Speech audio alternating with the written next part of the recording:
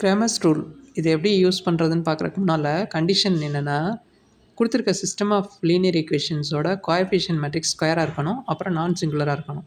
இந்த 2 condition satisfy பண்ணால் நம்ம வந்து கிராமர்ஸ் ரூல் அப்ளை பண்ணலாம். இங்கே நமக்கு 3 ஈக்குவேஷன் இருக்குது. இதில் 3 unknowns x1 x2 x3. First delta அப்படிங்கிறது என்னென்னா கோஎஃபிஷியன்ட் மேட்ரிக்ஸோட டிட்டர்மினன்ட். அப்புறம் டெல்டா ஒன்றுங்கிறது என்னென்னா இந்த கோஎஃபிஷியன்ட் மேட்ரிக்ஸில் உள்ள மேட்ரிக்ஸ் அப்படியே போட்டு அதில் ஃபர்ஸ்ட் காலம் மட்டும் நம்ம ரைட் சைட் கான்ஸ்டன்ட் மேட்ரிக்ஸ் இருக்கு இல்லையா, அந்த காலம்னால ரீப்ளேஸ் பண்ணுறோம்.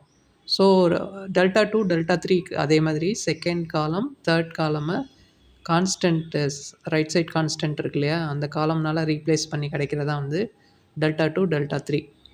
இப்போது x1 x2 x3 3 அன்னோன்ஸ் வேணும்னா என்ன செய்யணும்னா, நம்ம இப்போ கால்குலேட் பண்ண அந்த 4 டிட்டர்மினன்ட் வேல்யூ யூஸ் பண்ணி 3 அன்னோன்ஸையும் கண்டுபிடிக்க போகிறோம். டெல்டா 1 டெல்டாவால் டிவைட் பண்ணோம்னா x1 வேல்யூ, டெல்டா 2 டெல்டானால் டிவைட் பண்ணோம்னா x2 வேல்யூ. சிமிலர்லி x3 வேணும்னா டெல்டா 3 டெல்டானால் டிவைட் பண்ணால் கிடைக்கிறதா வந்து.